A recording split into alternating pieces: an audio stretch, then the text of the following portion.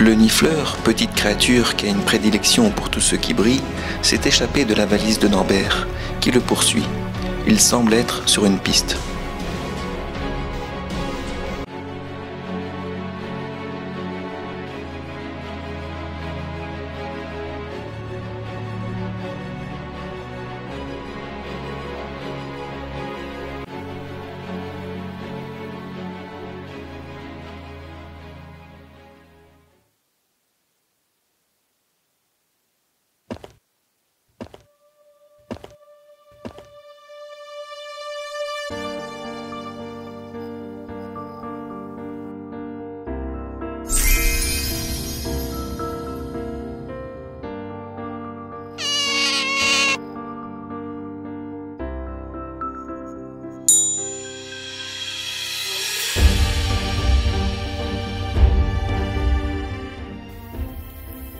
Voilà bien égaré, cher ami, mais ton Nifleur a eu du flair. Il y a des objets intéressants à découvrir ici.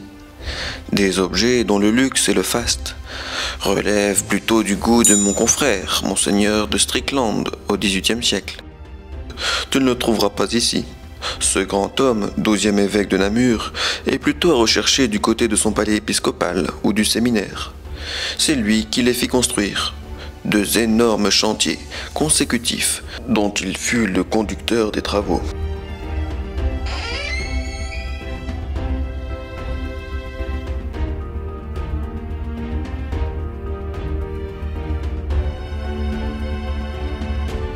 Vous m'avez trouvé, Norbert.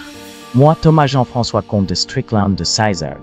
La tâche ne fut pas simple. J'ai beaucoup voyagé. Je suis originaire d'Angleterre que j'ai dû quitter dans mon enfance lors de la Révolution anglaise de 1668. Ma famille a accompagné dans son exil en France le roi, persécuté pour sa fidélité à la foi catholique.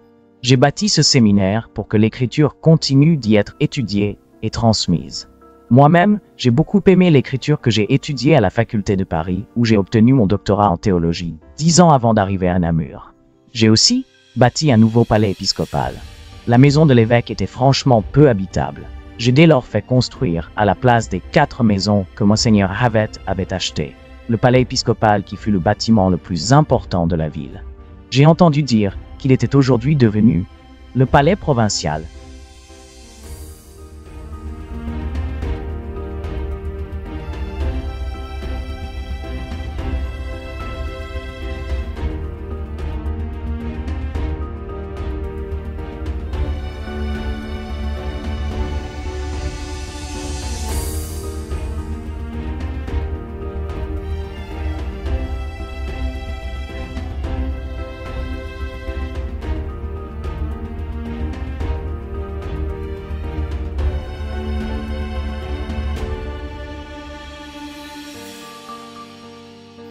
Moi, Paul Godefroy de Berlot de Frandouer, successeur de Monseigneur de Strickland, j'ai vécu dans ce palais durant tout mon épiscopat et j'ai aussi fait face aux nombreuses dettes contractées pour sa construction.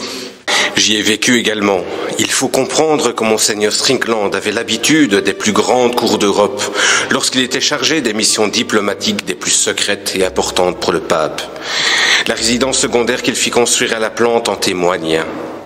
Un véritable agent secret. Vous aviez un peu la folie des grandeurs. Mais depuis 1795, suite à la Révolution, nous ne résidons plus dans ce palais. Tous ces voyages et ces dépenses m'ont bien épuisé, quoique ma devise soit sans mal. Monseigneur de Strickland décède en 1740 à 58 ans. Ses armoiries en écartelé présentent plusieurs blasons, avec de nombreux éléments comme des têtes d'aigle, des tours, des croix, qui rappellent de nombreuses alliances et concessions. Au centre, on retrouve ses armoiries familiales avec 3 coquilles d'argent.